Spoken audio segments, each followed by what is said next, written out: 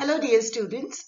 Jurisprudence के अंतर्गत analytical school में ऑस्टिन महोदय के संबंध में थोड़ी बहुत जानकारी हम लोग अपने पूर्व के वीडियो में देख ही चुके हैं, जो कि ऑस्टिन ए के नाम से मैंने आप लोगों के साथ साझा किया। उस वीडियो में हमने ऑस्टिन महोदय से संबंधित कुछ महत्वपूर्ण जानकारियां प्राप्त की और साथ ही साथ ये भी जान लिया कि उन्होंने लॉस को किस तरह से स्ट्रिक्टली सो कॉल्ड यानी प्रॉपरली सो कॉल्ड और इम्प्रॉपरली सो कॉल्ड लॉज में विभाजित किया, जिसके के कारण हम लोगों को विधि के संबंध में और भी स्पष्टता प्राप्त होती है। आज एनालिटिकल स्कूल के इस पार्ट 4 वीडियो के अंतर्गत हम ऑस्टिन महोदय के द्वारा विधि के संबंध में जो बातें कही गई थी और जो उसके मुख्य तत्व हैं, जैसे सॉवरेन, कमांड, सैंक्शन और ड्यूटी, तो उसके बारे में जानकारी प्राप्त करेंगे। साथ ही साथ इनके इस सिद्धांत की जो विधि शास्त्रियों ने आलोचनाएं की हैं, उनके मुख्य बिंदु भी देख लेंगे।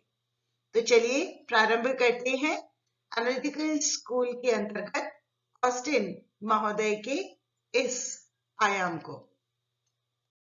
तो ऑस्टिन महोदय ने मानवीय विधि यानी ह्यूमन लॉ को दो भागों में विभाजित किया था। एक तो वे जिन्हें उचित रूप से विधि कहा जाता है, laws which are properly so called, और दूसरी वे जिन्हें अनुचित रूप से विधि पुकारा जाता है, laws which are improperly so called. और हमें यह भी याद है कि the laws which are properly so called are actually the subject of jurisprudence according to Austin.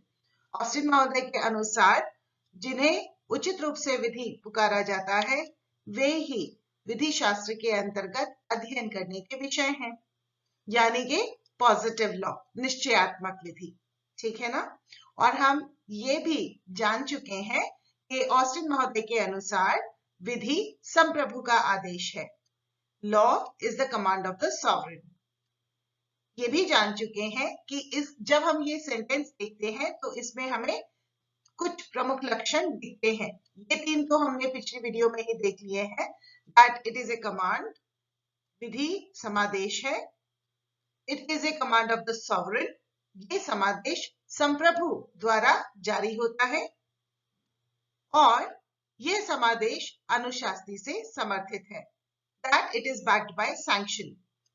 जो चौथा लक्षण है ड्यूटी यानी कर्तव्य का, ये तो बहुत ही अपरेंट है, हम लोगों को बहुत ही स्पष्ट है कि जिसके लिए ये समादेश यानी कमांड जारी की जा रही है, वह व्यक्ति या वह समुदाय इस कर्तव्य के अधीन है कि वह उस समादेश की अनुपालना करे। यदि वह उसकी अनुपालना नहीं करता तो उसे अनुशास्ति भोगनी होगी, है ना? तो ये तो हम लोगों को एस्पेक्ट्स क्लियर हो गए, लेकिन जो जानने को शेष है वो यह है कि ऑस्टिन महोदय के अनुसार जो शब्द उन्होंने इस्तेमाल किए, यूज किए, उनसे उनका क्या अर्थ था। जैसे कि कमांड यानी समादेश, सॉवरेन यानी संप्रभु, और सैंक्शन यानी अनुशास्ति। इन तीन के बारे में हम लोग स्पष्ट रूप से और जानेंगे। ड्यूटी का जहां तक सवाल है तो इसका तो अर्थ हमें कर्तव्य का अर्थ तो पहले से ही मालूम है। ठीक है, तो चलिए जानते हैं कि ऑस्टिन महोदय का इन शब्दों से क्या अर्थ था। तो हम लोग अब तक ये तो जान ही चुके हैं कि ऑस्टिन महोदय ने ये कहा that law is the command of the sovereign, विधि संप्रभु का समादेश है।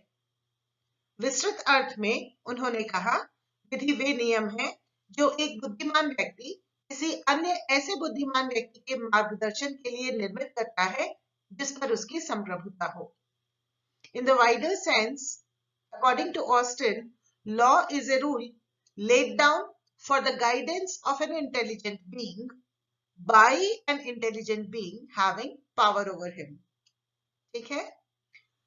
फर्दर जब हम देखते हैं कि उन्होंने कमांड के बारे में क्या कहा, तो इसी में ही हमें अंतर्निहित मिलता है कि ऑस्टिन महोदय जिसे स्पष्ट करते हैं, command is a wish conceived by one and expressed or intimated to another, एक इच्छा जो एक के द्वारा दूसरे को अभिव्यक्त या संसूचित कर दी गई है, with an evil to be inflicted and incurred in case the wish be disregarded, और उसकी यानी इच्छा की अवज्ञा की स्थिति में प्रयुक्त तथा होने वाली पीड़ा भी, यह भी अभिव्यक्त या संसूचित कर दी गई है एक के द्वारा दूसरे को।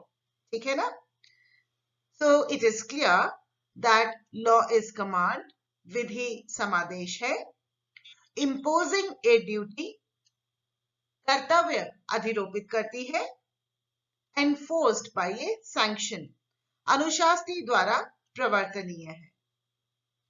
ठीक, लेकिन इंटरेस्टिंगली उन्होंने एक बात और स्पष्ट की और कहा कि सभी समादेश विधि नहीं होते हैं, यानी every command is not law.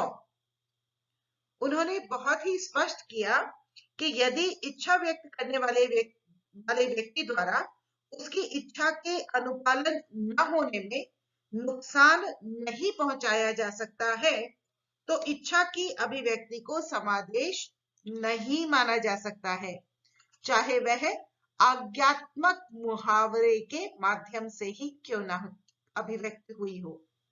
ठीक है? साथ ही साथ वो ये भी स्पष्ट करते हैं कि यदि कोई इच्छा की अभिव्यक्ति सहृदयता पूर्वक निवेदन रूप से ही व्यक्त की गई है, परंतु उसके अनुपालन न किए जाने की दशा में इच्छा की अभिव्यक्ति करने वाला हानि पहुंचाने में सक्षम और उत्सुक है, तो ऐसी इच्छा की अभिव्यक्ति समादेश होगी।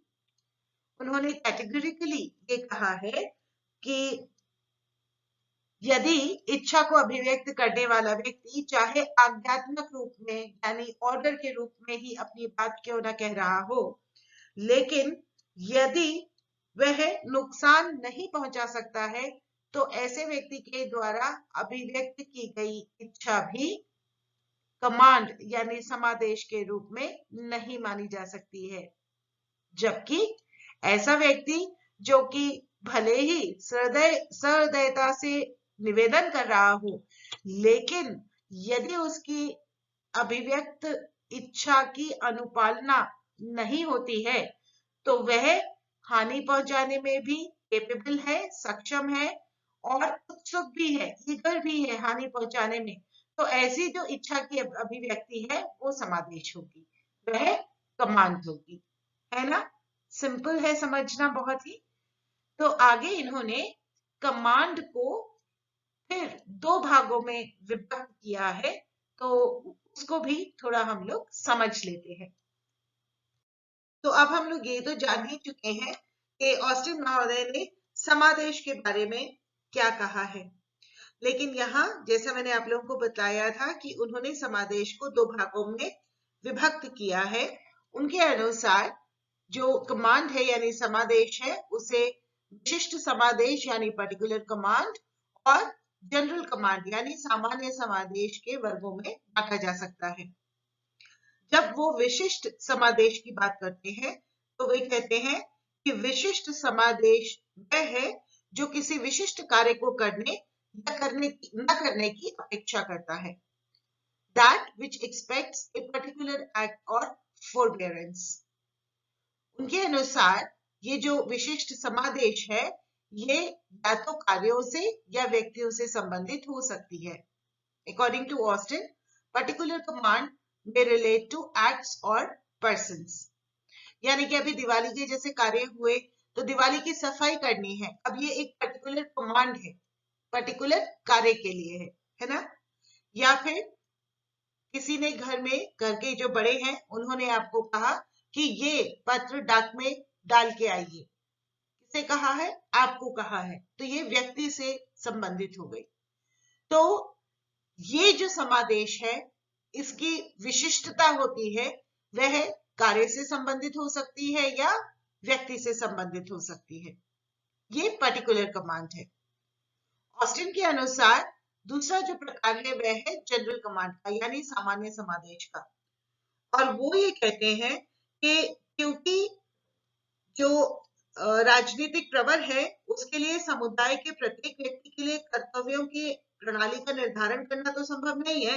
इस कारण से उनके द्वारा निर्धारित अधिकांशतः विधियां सामान्य होती हैं। साधारणतया वे जनरल कमांड्स होती हैं।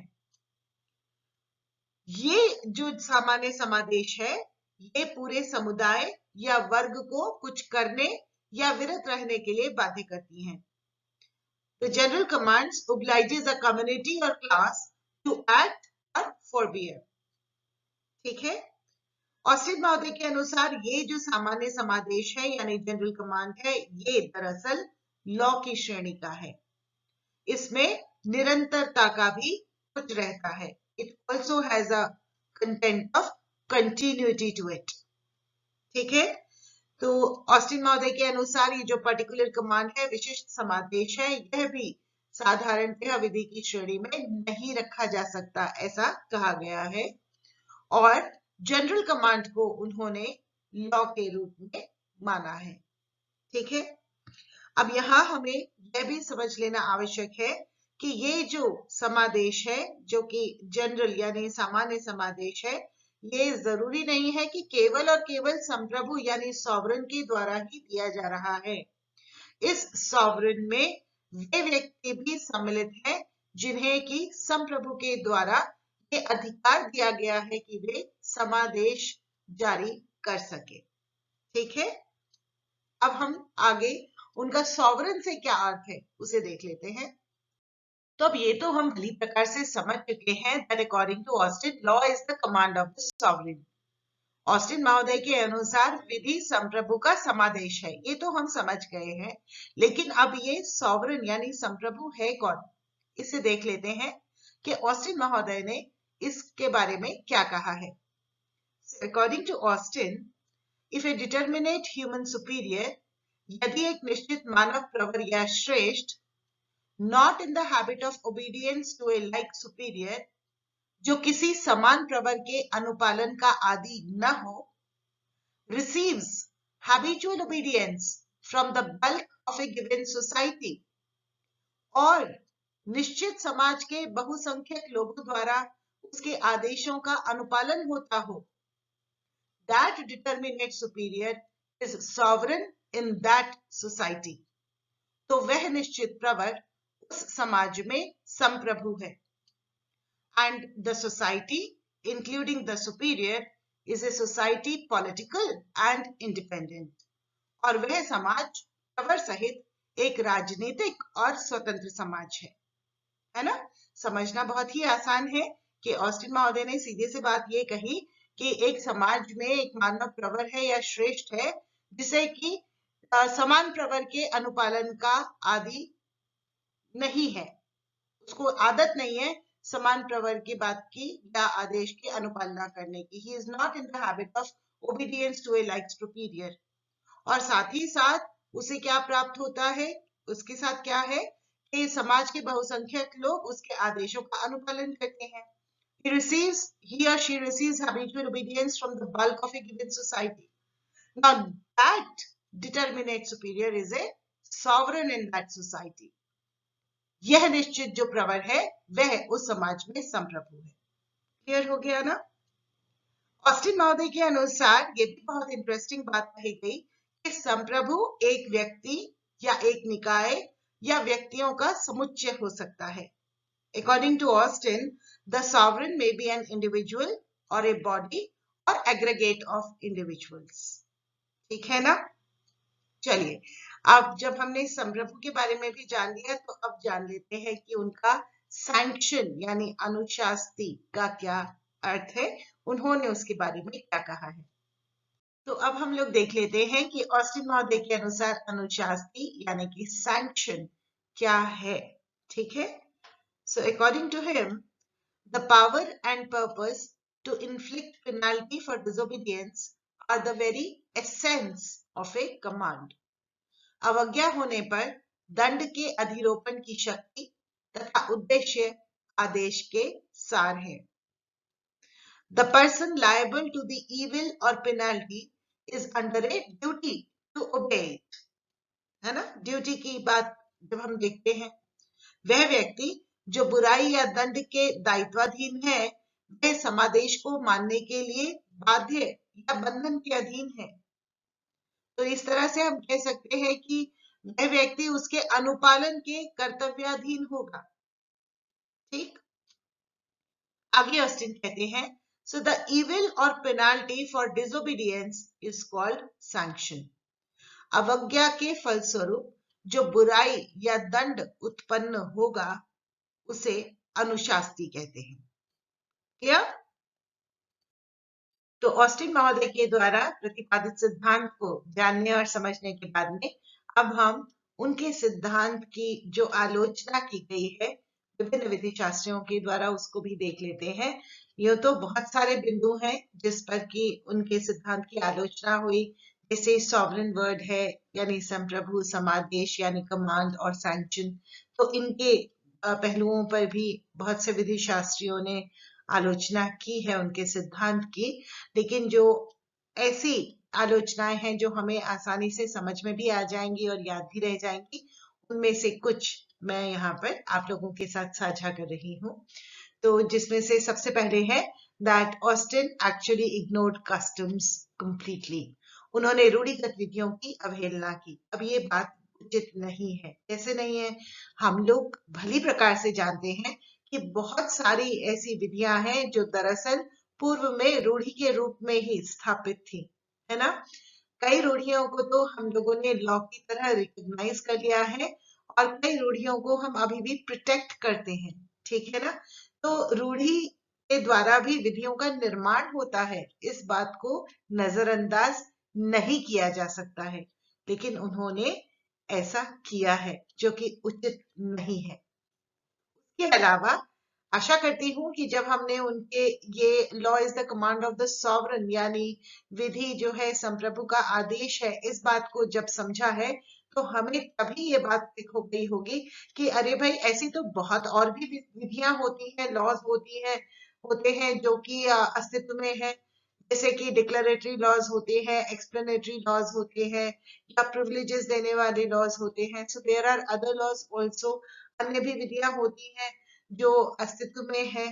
तो क्या वो विधियां नहीं है? वो तो विधियां है ना। जैसे लाइसेंस बनवाना है या उनका रिन्यूअल होना है, या फिर सबसे एक जो उदाहरण हमारे सामने है, अभी इलेक्शन भी है, जो लोकल इलेक्शंस है, आप लोगों को मालूम है कि 18 वर्ष का आयु का व्यक्ति या 18 से अधिक आयु का व्यक्ति जो है वह वोट दे सकता है। अब अगर मान लीजिए कोई व्यक्ति जो कि 18 वर्ष प्राप्त कर चुका है या उससे अधिक आयु का है, वह जाकर के वोट नहीं देता, तो क्या उसके ऊपर कोई अनुशास्ति थोपी जाती है? क्या कोई सैंक्शन है उसके अगेंस्ट में? नहीं है ना।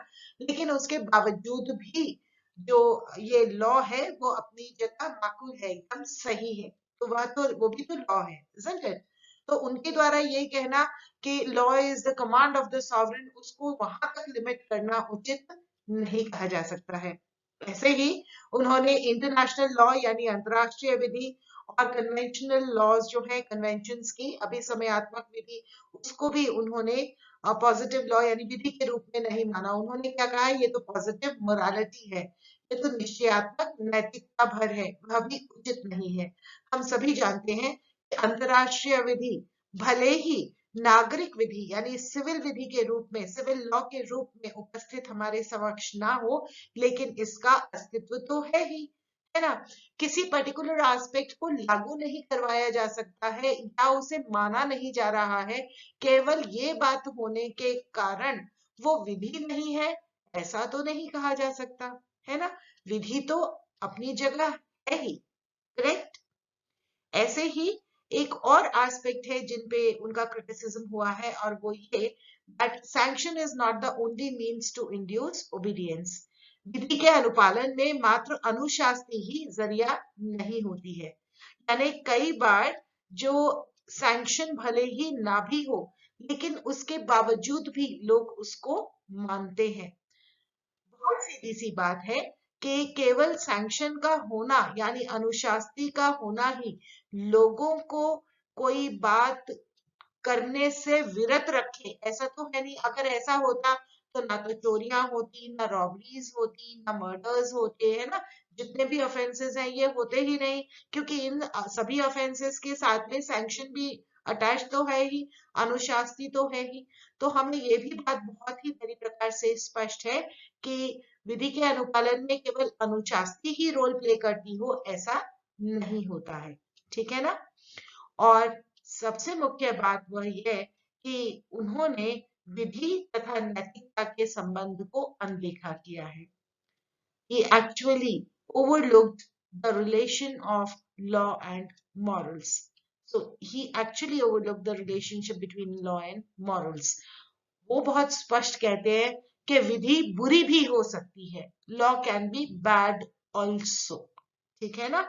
तो विधि हमेशा नैतिकता पर ही आधारित होगी या उसमें कुछ नैतिकता का तत्व भी होगा, इसे वह इसके बारे में बहुत स्पष्ट रूप से कुछ कहते नहीं। एक तरह से अगर कहा जाए कि उसे वह आवश्यक भी नहीं मानते हैं तो अनुचित नहीं होगा। तो इनके द्वारा जो विधि तथा नैतिकता के संबंध को अनदेखा किया गया, ओवरलुक किया गया, वह भी सही नहीं है। तो ये कुछ एस्पेक्ट्स हैं जिन पे उनकी थ्योरी की आलोचना भी हुई है, लेकिन इनका बहुत महत्वपूर्ण योगदान रहा है, वो देख लेते हैं क्या है। करेक्ट। तो ऑस्टिन महोदय के द्वारा जो सिद्धांत दिया गया था उसको जानने के बाद में, आशा है स्पष्ट हो गया होगा आप लोगों को, उसको जानने के बाद में और उसके लिए जो विधि शास्त्रियों ने उनकी आलोचना की है, उनमें से कुछ आलोचनाओं को देखने के बाद हम उनके योगदान के बारे में देखेंगे। बहुत ही स्पष्ट है, आशा है आप लोगों को भी ये बात बहुत स्पष्ट हो चुकी होगी कि दरअसल ऑस्टिन महोदय ने जो दृष्टिकोण दिया वो एक्चुअली कहा जा सकता है that it was actually a new era of approach. ये दृष्टिकोण का एक नया युग था। क्यों? क्योंकि उन्होंने विधि की स्पष्ट तस्वीर सामने प्रस्तुत की थी। He actually gave a clear picture of law. जैसा कि हम जानते ही हैं कि पूर्व में विधि के अंतर्गत कई बार दार्शनिक तत्व भी आ जाते थे, है ना, कुछ एब्स्ट्रैक्ट आइडियाज उसमें सम्मिलित हो जाते थे। तो उन्होंने इन सारी ही की सारी चीजों को दूर किया, अलग किया और स्पष्ट रूप से कहा कि भाई ये वाली जो विधि है यही वो विधि है जिसको कि निश्चित रूप से विधि कहा जा सकता है और जो कि विधि शास्त्र के अंतर्गत अध्ययन के योग्य है। ठीक है, तो आशा करती हूँ कि आपको ऑस्टिन द्वारा एनालिटिकल स्कूल के अंतर्गत जो इम्पेरेटिव थ्योरी ऑफ लॉ दी गई थी, जो उन्होंने एनालिटिकल लीगल पॉजिटिविज्म की बात की थी, वो बहुत ही स्पष्ट हो गया होगा। अगर कहीं कोई बात समझ ना आई हो तो आप लोग हमेशा मुझे संपर्क कर सकते हैं, कमेंट भी कर सकते हैं, बतला सकते हैं, ठीक है ना। और अपना बहुत अच्छे से ध्यान रखिएगा, सर्दी धीरे धीरे बढ़ रही है और ऐसे समय में हम लोगों को और भी सावधानी रखनी है, तो आप लोग सावधानी रख ही रहे होंगे, ऐसा मुझे पूर्ण विश्वास है। अपना और अपने परिवारजनों का, सभी का बहुत ध्यान रखिएगा। Thank you so much. All the very best to all of you.